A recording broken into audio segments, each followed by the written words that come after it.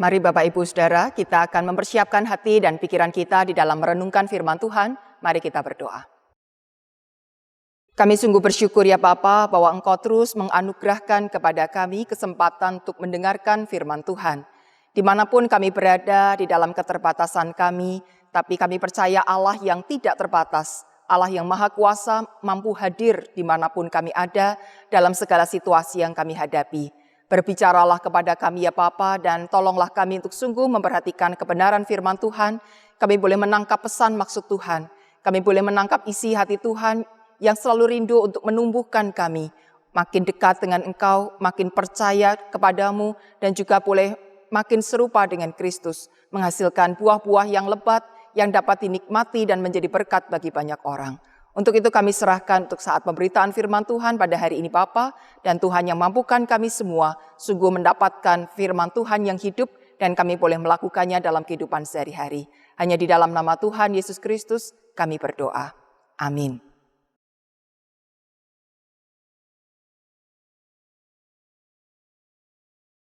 Bacaan pertama dari kitab Kejadian pasal 2 ayat 15 sampai 17. Dilanjutkan pasal 3 ayat 1 sampai 7.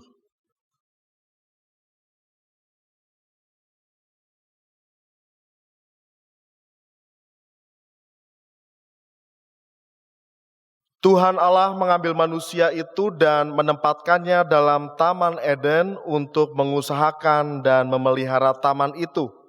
Lalu Tuhan Allah memberi perintah ini kepada manusia. Semua pohon dalam taman ini boleh kau makan buahnya dengan bebas.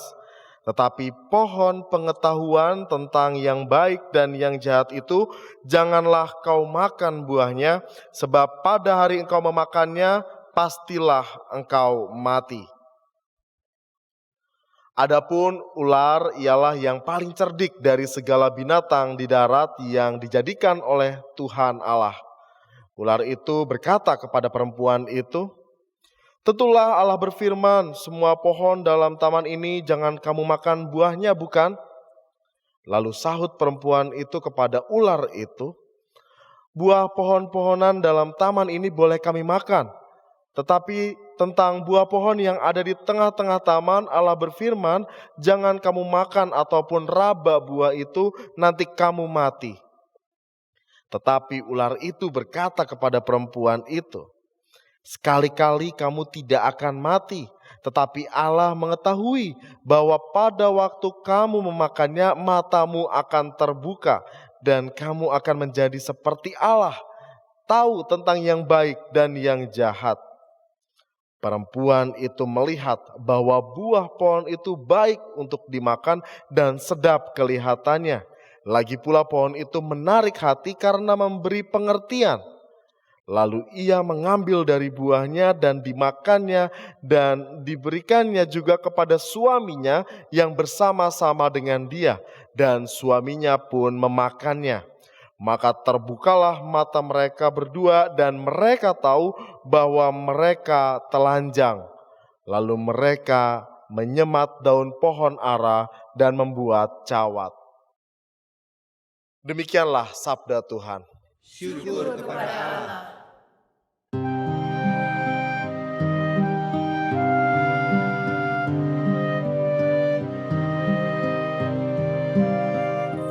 Kau perlindunganku,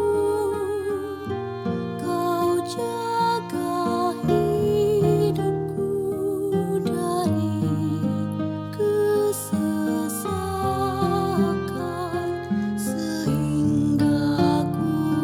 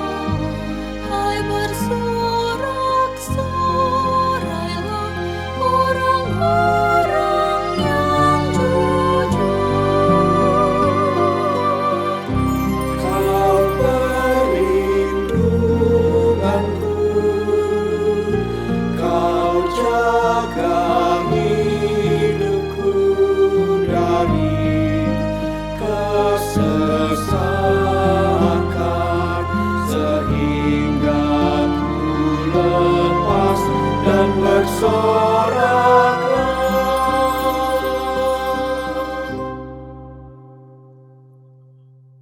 Bacaan kedua dari surat Roma pasal 5 ayat 12 sampai 19.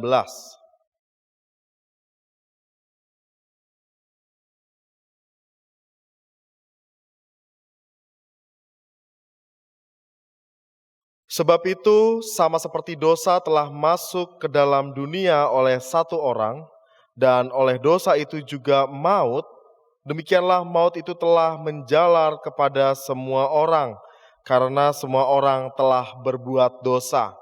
Sebab sebelum hukum Taurat ada, telah ada dosa di dunia. Tetapi dosa itu tidak diperhitungkan kalau tidak ada hukum Taurat. Sungguh pun demikian maut telah berkuasa dari zaman Adam sampai kepada zaman Musa juga atas mereka yang tidak berbuat dosa dengan cara yang sama seperti yang telah dibuat oleh Adam, yang adalah gambaran Dia yang akan datang. Tetapi karunia Allah tidaklah sama dengan pelanggaran Adam. Sebab jika karena pelanggaran satu orang, semua orang telah jatuh di dalam kuasa maut, jauh lebih besar lagi kasih karunia Allah dan karunia-Nya yang dilimpahkannya atas semua orang karena satu orang, yaitu Yesus Kristus. Dan kasih karunia tidak berimbang dengan dosa satu orang. Sebab penghakiman atas satu pelanggaran itu telah mengakibatkan penghukuman. Tetapi penganugerahan karunia atas banyak pelanggaran itu mengakibatkan pembenaran. Sebab jika oleh dosa satu orang maut telah berkuasa oleh satu orang itu, maka lebih benar lagi mereka yang telah menerima kelimpahan kasih karunia dan anugerah kebenaran akan hidup dan berkuasa oleh karena satu orang itu, yaitu Yesus Kristus.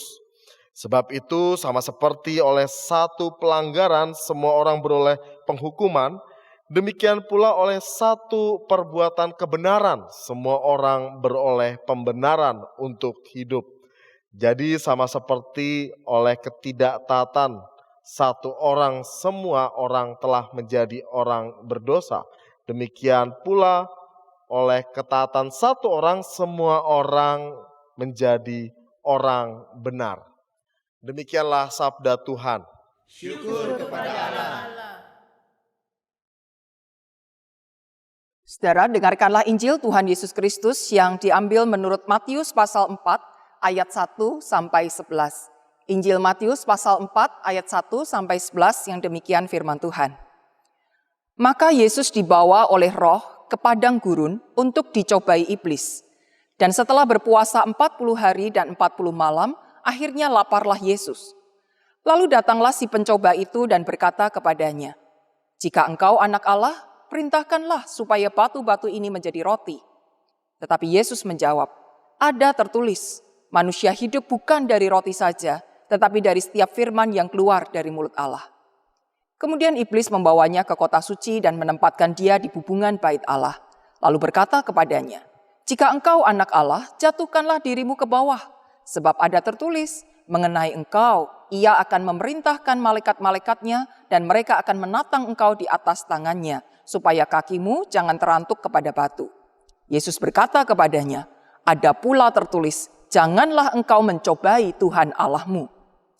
Dan iblis membawanya pula ke atas gunung yang sangat tinggi dan memperlihatkan kepadanya semua kerajaan dunia dengan kemegahannya dan berkata kepadanya, "Semua itu akan kuberikan kepadamu jika engkau sujud menyembah aku." Maka berkatalah Yesus kepadanya, "Enyahlah iblis, sebab ada tertulis, engkau harus menyembah Tuhan Allahmu dan hanya kepada Dia sajalah engkau berbakti." Lalu iblis meninggalkan dia dan lihatlah malaikat-malaikat datang melayani Yesus. Amin. Demikianlah pembacaan firman Tuhan, dan berbahagialah setiap orang yang setia memperhatikan, memelihara, dan melakukan firman Allah dalam kehidupannya sehari-hari. Hosana, Hosana, Hosana.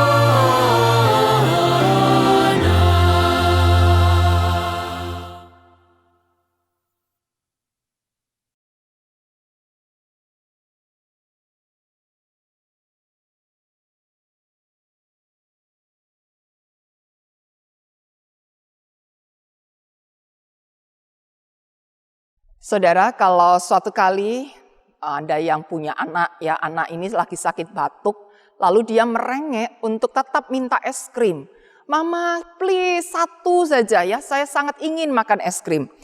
Mamanya awalnya menolak, jangan nak, kamu ini sedang batuk. Dokter mengatakan jangan makan es krim supaya kamu batuknya tidak makin parah tapi bisa cepat sembuh. Tapi mama, aku pengen es krim, dan anak ini terus merengek. Sampai akhirnya hati mama ini luluh dan mengatakan, ya sudahlah, tapi satu aja loh ya, nggak boleh lebih, satu aja. Dan habis ini nggak boleh makan es krim lagi, habis ini minum air yang banyak.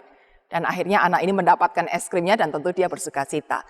Nah saudara, pertanyaannya kalau dalam kasus seperti ini, siapa menggoda siapa? Apakah si anak ini yang menggoda ibunya supaya bisa memberikan es krim seperti yang dia idam-idamkan?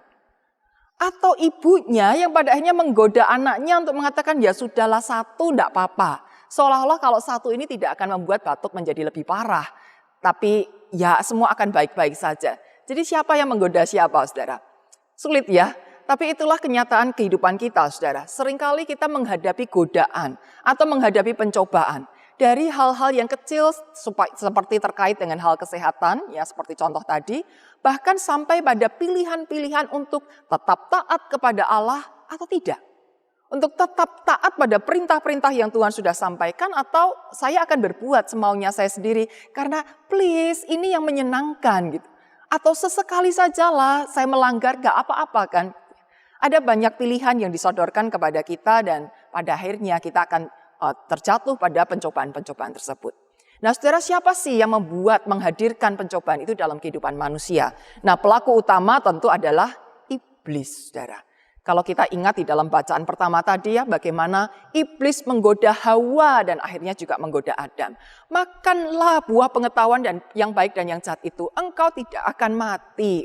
Percaya toh, sekali-kali engkau tidak akan mati. Tapi engkau akan menjadi serupa dengan Allah. Dan itu tawaran yang begitu menggiurkan sehingga Hawa berpikir ya tidak apa-apa lah, makan satu buah ini saja tentu tidak akan mati. Siapa tahu kalau memang saya jadi pinter seperti Allah, kan keren. Dan Adam pun menyetujui pendapat Hawa sehingga ia pun ikut makan. Oleh karena itu saudara, di dalam Wahyu pasal 12 ayat 9 dikatakan bahwa naga besar itu si ular tua yang disebut iblis atau Satan yang menyesatkan seluruh dunia. Dari sejak awal manusia diciptakan, yang menggoda, yang mencobai manusia adalah iblis. Maka dikatakan iblis ini sebagai ular tua. Setua usia manusia itulah pencobaan itu juga ada di dalam kehidupan manusia. Jadi pelaku pencobaan ini bukan Allah ya saudara. Bukan Allah yang mendatangkan pencobaan, tetapi iblis. Memang Allah mengizinkan pencobaan itu terjadi. Seperti halnya di dalam peristiwa Yesus dicobai di padang gurun, Matius 4 ayat 1 menyebutkan maka Yesus dibawa oleh roh ke padang gurun untuk dicobai iblis. Jadi Yesus dibawa oleh Allah melalui Roh Kudus untuk dicobai iblis. Allah mengizinkan pencobaan itu terjadi. Kalau kita ingat kisah Ayub juga demikian ya. Ada iblis yang datang kepada Allah dan mengatakan, coba kalau Ayub itu kehilangan semuanya, apakah dia juga masih saleh, masih taat, masih menyembah Tuhan? Dan Allah mengatakan, ia ada dalam kuasamu, hanya sayangkan nyawanya. Jadi saudara, dalam banyak hal memang Allah mengizinkan pencobaan itu terjadi. Lah buat apa? Tentu dari sisi Allah, Allah mengizinkan pencobaan itu terjadi bukan untuk menjatuhkan manusia. Seperti yang ditujukan oleh iblis. Kalau tujuan iblis memang jelas. Supaya manusia itu goyah, jatuh, dan menolak Allah. memberontak kepada Allah. Tetapi kalau Allah mengizinkan pencobaan itu terjadi supaya untuk menguji kualitas iman manusia. Apakah manusia ini sungguh-sungguh taat, sungguh-sungguh percaya kepada Allah, atau jangan-jangan selama ini cuma sekedar ikut-ikutan. Hanya sekedar punya label agama tertentu, tetapi tidak menghidupi firman Tuhan yang disampaikan melalui pengajaran agama tersebut. Apakah selama ini hanya melakukan ritual-ritual keagamaan atau sungguh-sungguh membangun spiritualitas di dalam Tuhan? Nah, pencobaan-pencobaan itu pada akhirnya akan mengukur seberapa sih iman kita kepada Tuhan. Seberapa murni kualitas hidup percaya kita di hadapan Tuhan Allah. Nah, oleh karena itu ketika kita menghadapi pencobaan, kita mesti waspada. Supaya jangan tujuan iblis yang terjadi, yaitu membuat kita jauh dari Allah, tetapi tujuan Allah untuk memurnikan kita dan untuk menajamkan iman percaya kita itulah yang akan terjadi. Nah, maka sebelum kita bisa bersikap bagaimana menghadapi pencobaan-pencobaan itu, kita mesti waspada dulu, saudara, dan mengerti area mana saja sih yang sering kali dipakai oleh iblis untuk mencobai kita dan menjatuhkan kita. Nah, mari kita lihat kembali bacaan Injil, saudara, bagaimana pencobaan itu terjadi dalam diri Yesus Kristus. Pencobaan yang pertama di dalam ayat yang ketiga, iblis mengatakan, jika engkau anak Allah, perintahkanlah supaya batu-batu ini menjadi roti. Saudara, zaman ini tentu manusia tidak bisa mengubah batu jadi roti. Jadi seandainya ada bisikan, kalau kamu lapar ya ubahlah batu ini jadi roti, pasti kita tidak akan melakukannya. Pasti kita tidak tergoda ya saudara dengan perintah tersebut karena memang kita nggak bisa gitu. Tetapi saudara pada masa kini ada berapa banyak orang tua yang rela mencuri atau nekat melakukan tindakan-tindakan yang melanggar hukum demi bisa memberi makan buat anak-anaknya. Kita memang tidak mengubah batu jadi roti, tapi kita mencari jalan instan yang lain yaitu dengan mencuri. Dan kita mengatakan, saya kepepet. Kalau saya ada uang, kalau saya punya pekerjaan, pasti saya tidak mencuri. Tapi karena ini sudah kepepet banget, saya nggak tega ngeliati anak-anak saya menangis kelaparan. Papa minta roti, mama minta makan, saya lapar. Ketika anak-anak kita ini sudah menjerit kelaparan, hati kita sebagai orang tua pasti nggak tega. Apapun caranya, pasti akan kita usahakan. Saudara, ini bukan kemudian kita tidak mau bicara soal kemanusiaan ya. Tetapi apakah hal yang manusiawi itu area kebutuhan sehari-hari, area hidup pribadi dan hidup berkeluarga, pada akhirnya membuat kita berani, nekat untuk melanggar firman Tuhan. Apakah memang demi alasan kemanusiaan, demi alasan untuk mencukupi kebutuhan hidup keluarga, maka kita diizinkan, diperbolehkan, disetujui oleh Allah untuk melanggar hukumnya. Bagaimana juga dengan banyak orang yang akhirnya terlibat hutang.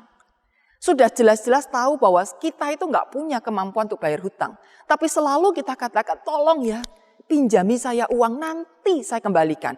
Pasti bulan depan saya kembalikan. Nanti kalau saya dapat uang, pasti langsung saya bayarkan hutang ini.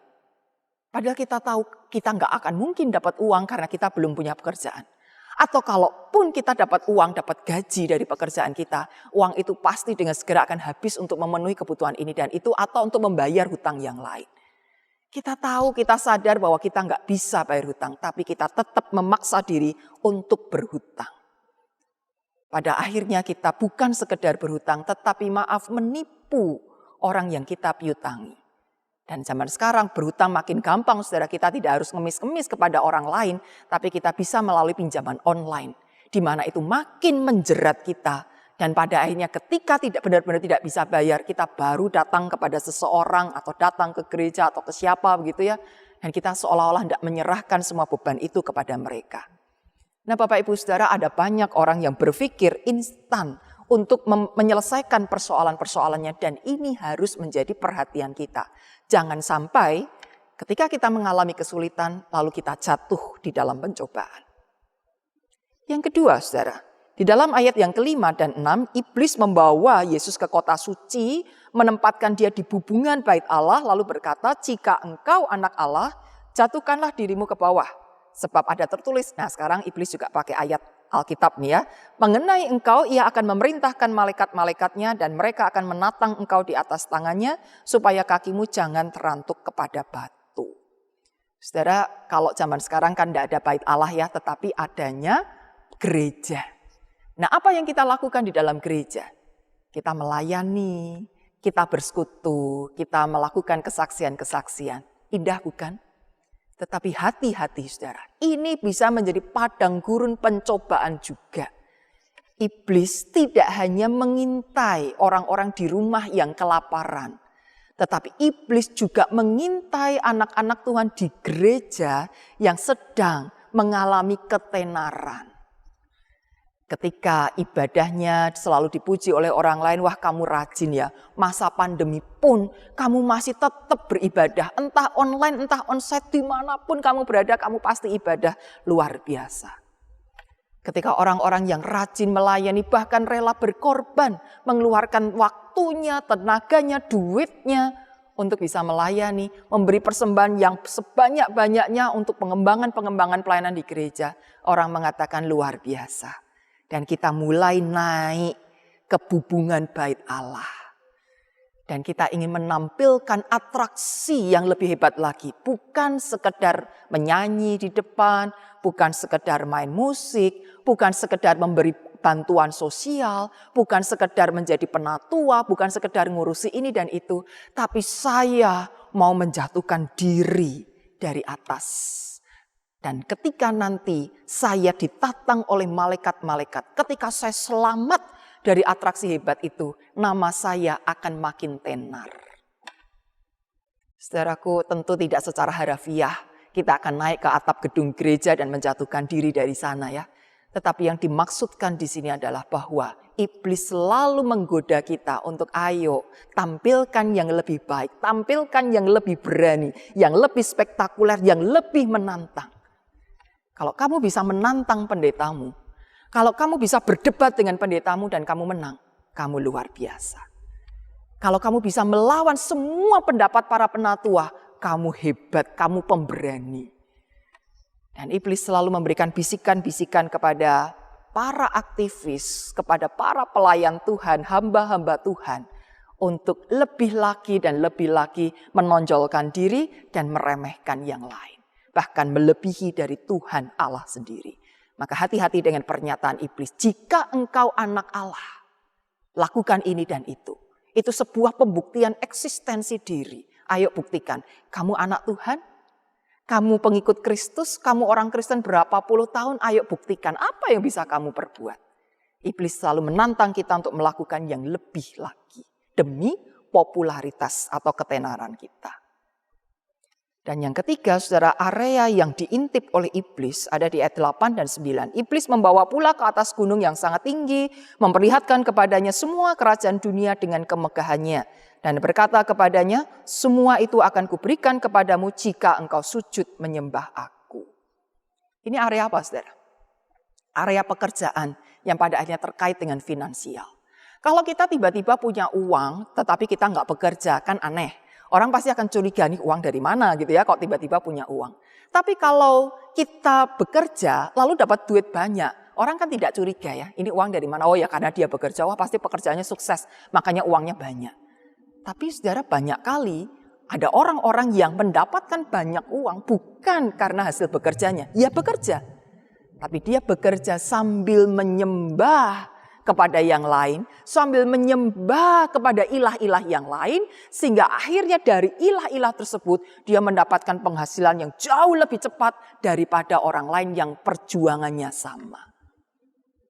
Hati-hati saudara, ada banyak cara memang untuk mendapatkan kesuksesan, untuk mendapatkan apa yang kita mau, untuk mendapatkan harta duniawi. Dan iblis menawarkannya kepada kita. Kalau engkau sujud kepadaku, engkau datang ke gunung ini, ke gunung itu, ke tempat keramat ini, ke tempat keramat itu. Kalau engkau menyembah aku akan berikan semuanya ini loh kepadamu. Enggak usah capek-capek kerja, kerjanya biasa sajalah. Ya, kerjanya ya santai-santai saja, tapi duit itu akan terus mengalir bagi hujan yang turun deras di atas rumahmu. Luar biasa, bukan? Saudara, 3 area ini yang selalu mengintai kita.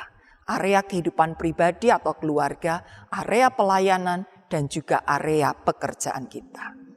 Lantas bagaimana supaya kita bisa menang dalam pencobaan-pencobaan tersebut? Kita tidak kalah dan akhirnya jatuh dalam dosa dan kita menjadi seterunya Allah. Yang pertama, saudara, kita juga melihat apa yang dikatakan oleh Yesus pada saat menghadapi pencobaan-pencobaan itu. Ketika Yesus dicoba untuk mengubah batu menjadi roti, Yesus mengatakan manusia hidup bukan dari roti saja, tetapi dari setiap firman yang keluar dari mulut Allah. Bukan berarti kemudian ya udah kamu puasanya ditambahin aja begitu ya. Yesus kan habis puasa nih 40 hari 40 malam, dia kelaparan tapi dia nggak mau untuk mengubah batu jadi roti. Lalu Yesus mengatakan kalau manusia hidup bukan dari roti saja tapi dari setiap firman Allah. Sehingga akhirnya ya sudah nggak usah makan nggak apa-apa gitu loh. Baca Alkitab aja dan kamu akan kenyang. Oh bukan, saudara.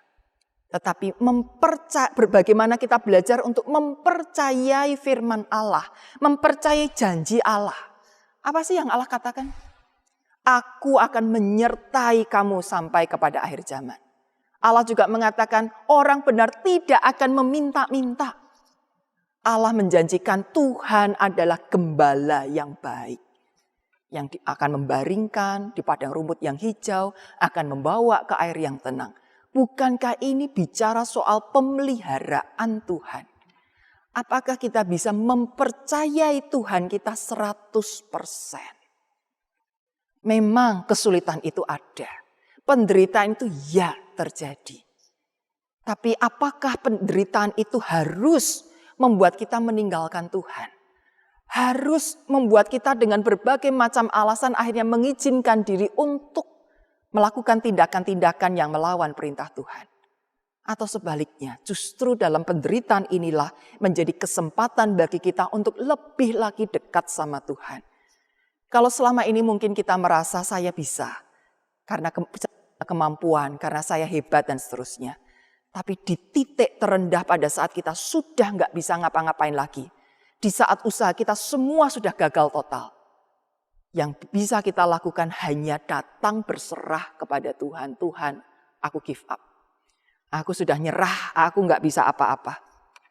Izinkan Tuhan berkarya dengan caranya yang ajaib, dengan waktunya yang tepat, dengan segala sesuatu yang di luar perkiraan kita. Kita memang belum tahu apa yang Tuhan mau kerjakan. Kita belum tahu apa yang Tuhan sediakan di sana. Tapi kita percaya itu ada. Berkat itu ada, sudah disediakan. Dan Tuhan bisa memimpin kita di jalan untuk mendapatkan berkat itu. Hanya percayai Tuhan 100%. Percayai kasih-Nya, percayailah penyertaannya, percayailah pemeliharaannya, percayailah janjinya yang selalu ya dan amin. Maka ketika kita percaya 100% kepada Tuhan, kita akan melewati padang gurun pencobaan itu. Kita menang melawan iblis. Kita tidak akan nuruti apa yang iblis katakan, tetapi kita akan tetap menurut apa yang Tuhan katakan. Yang kedua, saudara, ketika iblis membawa Yesus ke hubungan bait Allah dan diminta menjatuhkan diri, Yesus mengatakan, ada pula tertulis, janganlah engkau mencobai Tuhan Allahmu. Pada akhirnya kita diajak untuk menghormati Tuhan. Kesulitan menjadi pencobaan, tetapi ketenaran juga bisa menjadi padang gurun pencobaan bagi kita. Jangan sampai ketika kita mengejar popularitas, maka kita mencuri kemuliaan Tuhan. Jadi terkenal tidak salah kok. Orang Kristen mau populer, oh boleh banget. Karena dengan kepopuleran itu dia bisa melakukan banyak hal. Ketika dia menyampaikan firman Tuhan misalnya, atau dia memberi nasihat, orang kan lebih percaya. Karena apa? Populer. Orang semua sudah suka mendengar apa yang dia katakan. Dan tidak apa-apa, saudara. Manfaatkan kepopularitasan itu dengan sangat baik. Tapi kalaupun belum, saudara, dan kita ingin mendapatkan popularitas itu, ya tetap lakukanlah dengan cara yang bijaksana. Tetap lakukanlah dengan rasa hormat kepada Tuhan. Bukan seolah-olah kita ini jadi lebih tinggi dan kita bisa nyuruh-nyuruh Tuhan. Kalau kita ada masalah, ada kesulitan, kita berdoa, Tuhan tolong aku, Tuhan pasti tolong. Tapi kalau nggak ada masalah apa-apa dan kita cari-cari masalah, lalu Tuhan yang suruh nolongin kita, lalu kita anggap Tuhan itu tuan kita atau budak kita. Ya, Yesus kalau memang jatuh dari hubungan bait Allah, pasti malaikat menolong, menatang Yesus karena belum waktunya mati.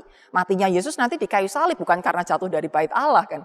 Lah tapi kalau tidak ada apa-apa, lalu dengan sengaja naik ke atas dan menjatuhkan diri, bukankah ini berarti mencobai Tuhan? Sementara dalam doa Bapa kami kita sering mengatakan jauhkanlah kami dari pencobaan. Tapi kenapa kita membawa diri dalam pencobaan untuk melakukan hal-hal yang melebihi kemuliaan Allah. Dan lalu ketika kita kena batunya, kita baru minta tolong Tuhan tolong aku. Atau kita malah marah, kenapa Tuhan kau tidak tolong aku? Konyol bukan? Mari kita berjalan menuju ke arah yang lebih baik, meraih sesuatu yang lebih tinggi, tapi dengan hati yang tetap menunduk. Tetap hati yang merendah di hadapan Tuhan. Karena hanya dialah yang boleh ditinggikan dan dimuliakan, sementara kita tetap menjadi anak-anak Tuhan yang merendahkan diri di hadapannya. Dan yang ketiga, saudara, pada akhirnya iblis membawa Yesus di atas gunung dan memperlihatkan semua kerajaan dunia ini, lalu meminta Yesus untuk menyembahnya. Tapi Yesus berkata dengan tegas, enyahlah iblis, sebab ada tertulis engkau harus menyembah Tuhan Allahmu dan hanya kepada Dia sajalah engkau berbakti. Hanya kepada Tuhan Allah sajalah engkau harus berbakti. Maka yang ketiga yang harus kita lakukan adalah sungguh-sungguh menyembah Allah. Menjadikan Dia satu-satunya. Bukan cuma salah satu, tetapi satu-satunya yang terutama dalam kehidupan kita. Mari kita luruskan pikiran kita, saudara. Bahwa kalau kita mengatakan saya pengikut Kristus, itu cukup. Punya satu Tuhan, itu cukup. Dan tidak perlu cadangan Tuhan yang lain. Menyembah hanya kepada Tuhan Allah, kepada Bapa Surgawi. Jangan selingkuh. Selingkuh rohani. Ya, dengan alasan apapun, ya saya kan tetap ke gereja. Saya kan tetap persembahan. Saya kan tetap menyanyi memuji Tuhan. Tapi sementara kita tetap juga mendatangi tempat-tempat keramat, menyembah ilah-ilah tertentu, memberikan juga persembahan kepada ilah-ilah tersebut supaya mereka memberkati kita dengan luar biasa. Saya kasih 1 juta supaya saya dapat 10 juta, saya bawa 100 juta supaya saya dapat 1 miliar. Oh saudara, ketika kita melakukan hal itu, maka kita sudah mendukakan hati Tuhan. Allah kita itu Allah yang setia, yang selalu matanya tertuju kepada anak-anaknya, yang mau selalu mengasihi dan memberkati kita. Tapi kenapa kita mesti memalingkan diri kepada ilah-ilah yang lain demi segenggam harta yang ingin kita nikmati dan hanya bisa dinikmati di dunia ini. Harta yang bahkan tidak akan kita bawa mati, yang tidak akan ikut dikuburkan atau dikremasikan.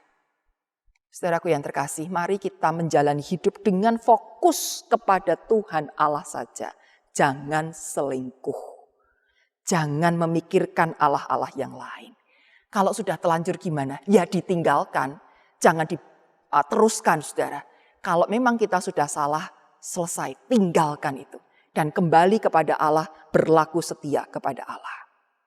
Saudaraku, mempercayai Tuhan 100%, menyembah Tuhan dengan hati yang merendah, menghormati Tuhan dengan tulus. Dengan 3 cara itulah maka kita bisa memenangkan pencobaan-pencobaan yang diperhadapkan oleh si ular tua itu. Dan mari kita ingat, percaya bahwa Bapa kita di surga sangat mengasihi kita. Kalaupun Dia membawa kita ke padang gurun pencobaan, bukan untuk menjatuhkan kita, melainkan justru untuk memurnikan hati kita dan untuk menajamkan iman kita. Kalau kita pribadi yang saat ini masih kotor, masih bercela, yang mungkin masih setengah-setengah gitu ya, mungkin kita masih banyak hal yang belum tahu akan firman Tuhan. Maka Tuhan izinkan dengan pencobaan-pencobaan itu, kita jadi cari tahu lagi, menggali lagi firman Tuhan lebih dalam. Apa toh yang Tuhan mau katakan? Bagaimana sih saya harus bersikap? Dan pada akhirnya kita akan mengalami pertumbuhan-pertumbuhan iman. Yang tadinya kita mau serba cepat dan kita hanya mengandalkan kekuatan diri sendiri. Pada akhirnya kita semeleh, bersikap berserah untuk mengandalkan Tuhan saja. Dan kita betul-betul meletakkan tangan kita kepada tangan Bapa. Dan bukankah itu indah, saudara? Bapa kita di surga sungguh-sungguh ingin memproses kita menjadi manusia yang lebih berkualitas, menjadi manusia baru, manusia yang mulia, manusia yang murni. Sebagaimana awal Allah menciptakan manusia segambar dan serupa dengannya. Maka setelah manusia jatuh dalam dosa, setelah ditebus pun, Allah sungguh-sungguh ingin mengembalikan citra kita kepada gambar dan rupanya. Maka di dalam masa Prapaskah ini, mari kita gunakan untuk sungguh-sungguh menghayati sebagai masa pertobatan. Bagaimana kita diajak untuk dengan rela hati diproses, dimurnikan oleh Tuhan. Sehingga kita betul-betul mencerminkan gambar dan rupa Allah. Dan Allah kita tidak meninggalkan kita. Dia bukan seperti orang tua yang kemudian mengantarkan anaknya sekolah lalu ditinggal gitu ya. Allah bahkan menemani kita di dalam sekolah-sekolah kehidupan kita itu sampai kapanpun. Allah membawa Yesus ke padang gurun, tetapi Roh Kudus menyertainya. Yesus dibawa ke padang gurun bersama Roh Kudus dan Roh Kudus tidak meninggalkannya. Itulah yang membuat Yesus bisa memenangkan pertandingan iman itu. Sampai saat ini pun Roh Kudus tetap hadir dalam kehidupan kita. Ia tidak meninggalkan kita. Allah mengizinkan pencobaan itu terjadi. Tapi Allah menyertai kita melalui Roh-Nya yang kudus. Mengingatkan kita akan firman-Nya. Memberi kita kekuatan untuk terus melangkah maju. Untuk bahkan memberi keberanian untuk berkata tidak. Dan mengusir enyahlah iblis. Dan kita akan menjadi pemenang-pemenang Kristus. Hidup kita dimuliakan. Dan kita bisa menjadi terang, menjadi teladan bagi banyak orang. Dan bukankah ini sungguh-sungguh indah? Maka tetap peganglah tangan Roh Kudus. Jangan lepaskan. Mari jalani, lewati padang gurun pencobaan ini bersama-sama dengan Roh Kudus. Kita akan dimenangkan. Kiranya Tuhan memberkati kita sekalian dan memberi kita kemenangan dalam setiap pencobaan itu. Tuhan memberkati. Amin.